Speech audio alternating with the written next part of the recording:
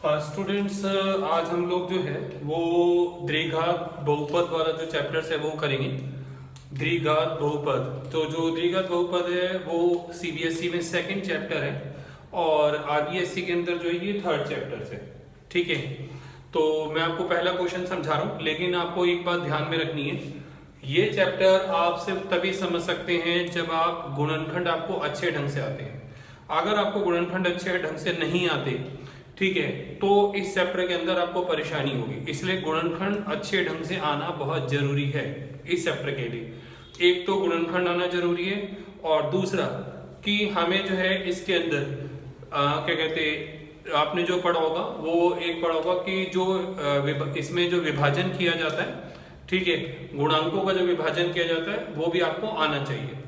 तो पहले जो है वो मैं इससे शुरू कर रहा हूँ और अगर आपको लगता है कि आपको गुणनखंड में दिक्कत हो रही है तो मैं इस वीडियो के डिस्क्रिप्शन के अंदर जो है गुणनखंड के चैप्टर की एक वीडियो का लिंक भेज दूंगा आपको। लिंक जो है वो उसमें डाल दूंगा।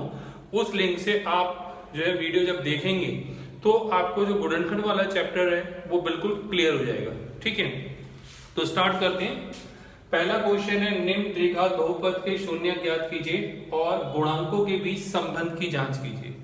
ठीक है, तो शून्य का अर्थ क्या होता है? शून्य का अर्थ होता है कि जिससे ये समीकरण बना हुआ या ये बना या ये बने, उसको कहते हैं। ठीक है, तो हमें सबसे पहले निकालना है कि ये किस शून्यकों की सहायता से बना हुआ है, तो इसके लिए हमें इसके गुणनखंड करने पड़ेंगे। ठीक है, इसके लिए हमें इसके गुणनखंड, तो x square plus 3x minus 10, ठीक है, ये है। तो आपको इसे गुणनखंड करना है। गुणनखंड कैसे होंगे? आप पहली संख्या को उतार लेंगे, बीच वाली संख्या को नहीं उतारेंगे। पहली और आखिरी को आपने उतार लिया, पहली संख्या और आखिरी संख्या उसे उतार लिया।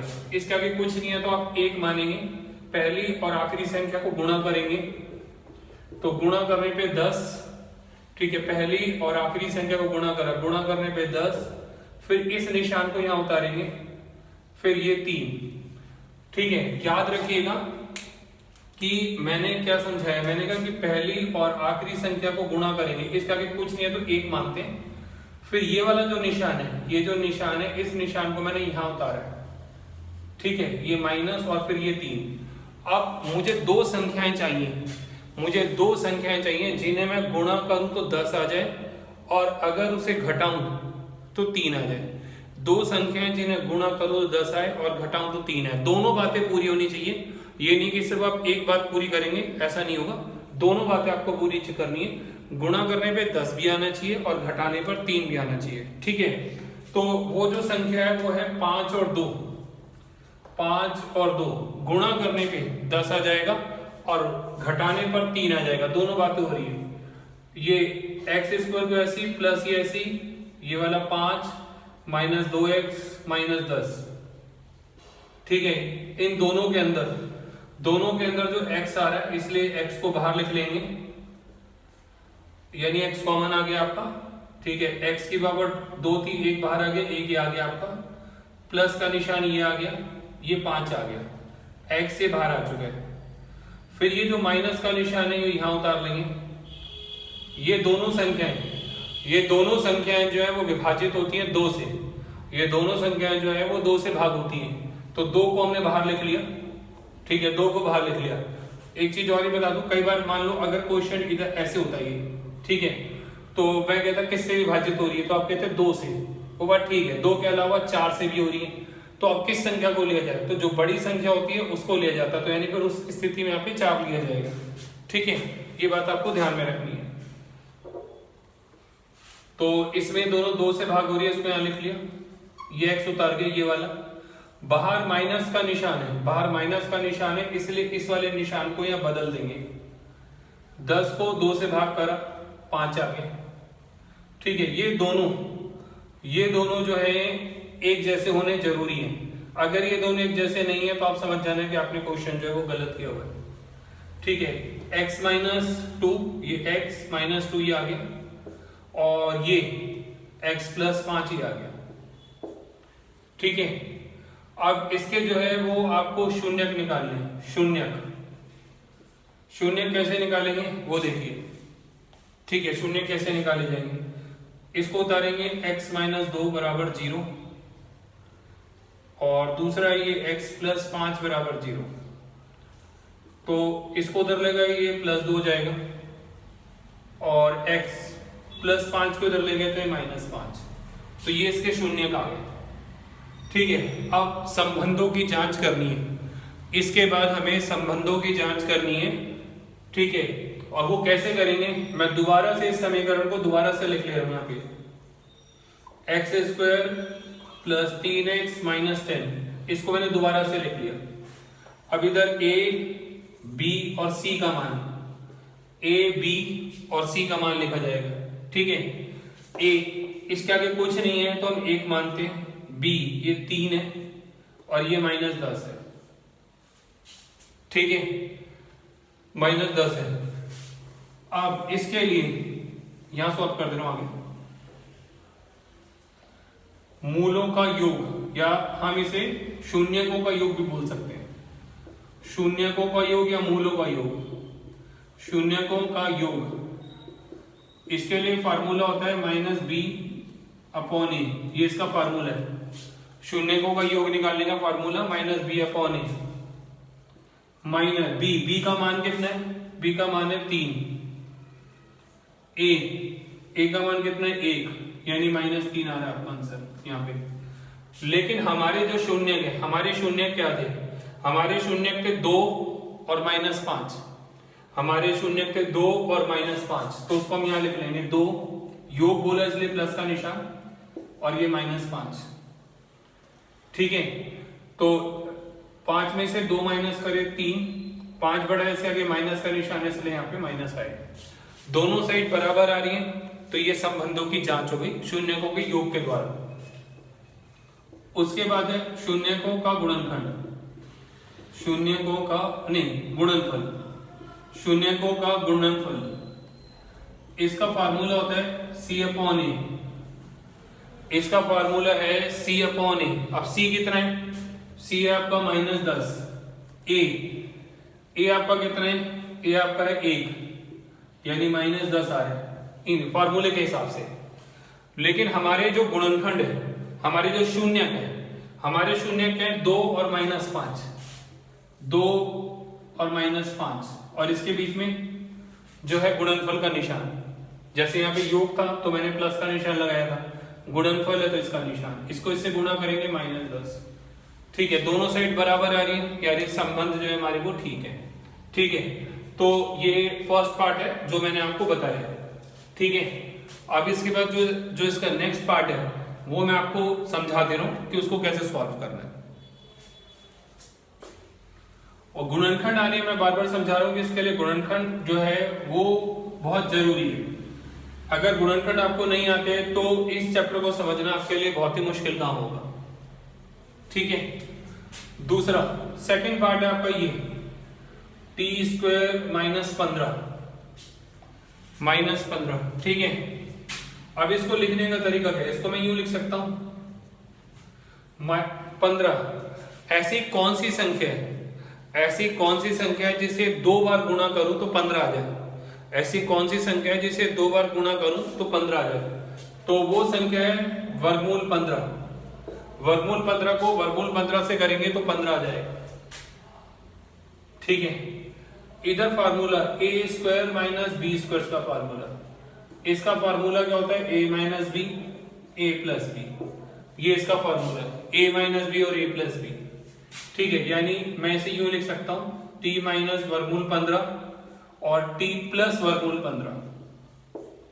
ठीक है, अब इसके शून्यक, इसके जो शून्यक है वो निकालते हैं, t - वर्गमूल 15 और ये t + वर्गमूल 15।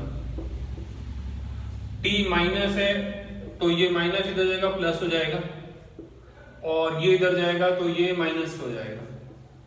ठीक है, ये इसके शून्य का आ गए, ये इसके शून्य का आ गए।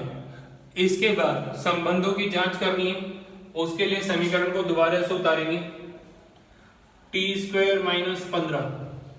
ठीक है, समीकरण को दोबारा से उतार लिया। अब a का मान, b का मान और c का मान लिखेंगे।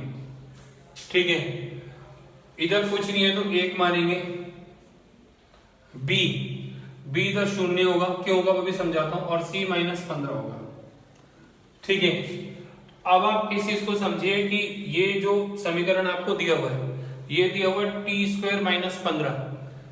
ज्यादातर जो समीकरण होते हैं उनकी जो घातें होती हैं वो घटते हुए क्रम में होती हैं, यानी पहले t² वाली संख्या आएगी, फिर t वाली संख्या आएगी, फिर बिना t की आएगी।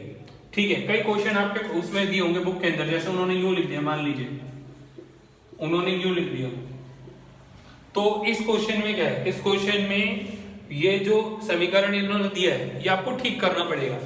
पहले जो है x² आएगा, फिर x वाली संख्या आएगी, फिर बिना x वाली आएगी। तो अब यहाँ पे पहले x² वाली, फिर x वाले, फिर बिना x वाली। अब यहाँ पे देखिए, तो यहाँ पे पहले t² वाली होनी चाहिए, फिर t वाली होनी चाहिए, फिर बिना t वाली होनी चाहिए। तो t तो है ही नहीं, t नहीं है, इसलिए उसकी जगह पे मैंने यहाँ 0 माना है। ठीक है, अब शून्यकों का योग, शून्यकों का योग का फार्मूला क्या होता है, -b/a। शून्यकों के योग का फार्मूला -b/a। -b की वैल्यू क्या है 0, a की वैल्यू क्या है 1। 0 को किसी भी संख्या से विभाजित करिए, आंसर 0 ही आता है। 0 को किसी भी संख्या से विभाजित करिए, आंसर 0 ही आएगा। योग, अब हमारे हिसाब से, इनके हिसाब से, फार्मूले के हिसाब से तो 0 आ गया। ठीक है, फार्मूले के हिसाब से 0 आ गया। अब हमारे हिसाब से जो हमारे शून्य हैं वो ये और ये हैं। पहला शून्य की है, योग बोला है, फिर प्लस का निशान लगाएंगे, दूसरा शून्य की है। ठीक है, अब एक जो है वो प्लस में वर्गमूल 15 और एक माइनस में वर्गमूल 15 है, यानी 0 हो गया इसका आंसर। ठीक है, इसके बाद है शून्यकों का गुणनफल। इसका फार्मूला क्या होता है, इसका फार्मूला होता है c/a। इसका फार्मूला है c/a। c आपका कितना है, -15 है, a आपका कितना है 1 है, यानी -15 ही आएगा। ठीक है, अब हमारे हिसाब से शून्य क्या दे रखे हैं, हमारा शून्य का है ये वर्गमूल 15, और दूसरा शून्य क्या है -वर्गमूल 15। गुणनफल, वर्गमूल 15 को वर्गमूल 15 से 15 आएगा, ये माइनस का निशान आ गया। ठीक है, तो ये आपका क्वेश्चन जो है वो सॉल्व हो गया। पूरा क्वेश्चन जो है वो इस ढंग से आपका सॉल्व हो गया। अब इसका थर्ड पार्ट,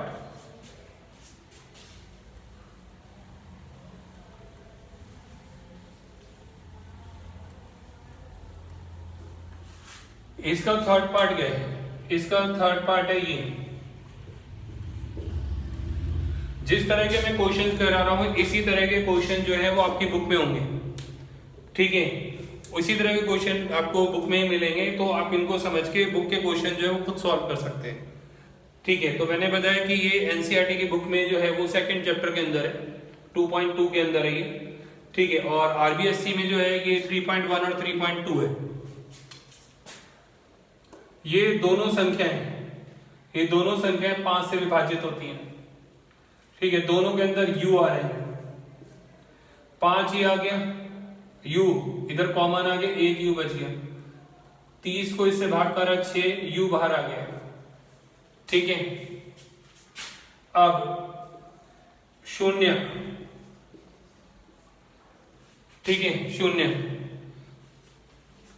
शून्य कैसे निकालेंगे, ये 5u बराबर 0 और ये u + 6 बराबर 0।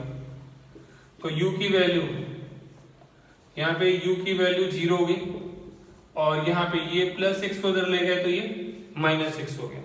ठीक है, आपने देखा होगा कि जैसे पहला मैंने क्वेश्चंस करा उसमें मैंने गुणनखंड करे, दूसरे में भी करे गुणनखंड, लेकिन उसमें मैंने फार्मूला लगा के करा। इसे मैंने कोई फार्मूला नहीं लगाया, सिर्फ मैंने कॉमन लिया। तो ये अलग अलग तरीके हैं गुणनखंड करने के, अलग अलग तरीके, ये आपको अपनी किताब के अंदर भी मिलेगी। ठीक है, तो ये आपके शून्य का है। अब संबंधों की जांच करनी है, तो ये आपका आएगा 5u² + 30u। ठीक है, अब हमें फिर से a, b और c की वैल्यू लिखनी है, a, b और c की वैल्यू लिखनी है।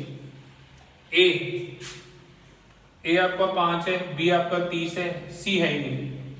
जैसा मैंने आपको समझाया, पहले यू स्क्वायर, फिर यू वाली, फिर बिना यू वाली। अब बिना यू वाली है ही नहीं तो उसको मैंने 0 मान लिया। ठीक है, अब शून्यकों का योग, शून्यकों का योग का फार्मूला -b/a होता है, -b/a। तो -b की वैल्यू आ गई 30, a की वैल्यू है 5, यानी हमारा आंसर जो है फार्मूले के हिसाब से -6 आ रहा है। हमारा आंसर जो है फार्मूले के हिसाब से -6। अब हमारे जो शून्य का थे, हमारे शून्य का था 0 और -6, 0 और -6, यानी ये -6 आ रहा है। 0 और -6 का मतलब तो -6 हुआ। ठीक है, तो दोनों साइड बराबर है, तो ये संबंध योग के जो है योग के द्वारा हो गई है, अब गुणनफल के द्वारा। शून्यकों का गुणनफल C/A। ठीक है, C/A। C की वैल्यू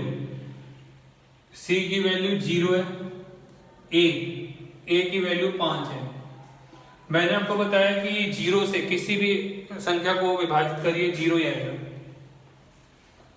अब हमारे हिसाब से क्या है, हमारे हिसाब से पहला शून्य का ये 0 और दूसरा जो है वो -6, तो 0 से गुणा करने पे ये भी 0 हो गया।